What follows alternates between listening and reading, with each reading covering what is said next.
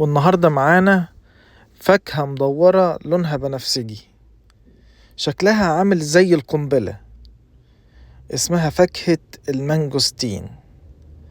فاكهة عجيبة وغريبة، وعايزين نفتحها وندوقها ونشوف جواها ايه. يلا بينا. اما الفاكهة المدورة التانية دي هنشوفها في الفيديو الجاي. المانجوستين،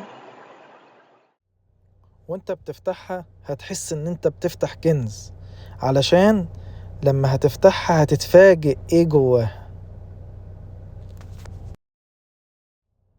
اما الطعم فهي مزيج ما بين المانجا والفراولة والاناناس، يعني خيال علمي حرفيا، يعني فخامة بتتاكل. حقيقي انا بعتبرها ملكة الفواكه المتوجة، عاملة زي التوم من جوه وليها فصوص، بس الطعم ياخدك في عالم تاني. انت بعد ما تاكلها هتحس ان انت ماكلتش فاكهة قبل كده.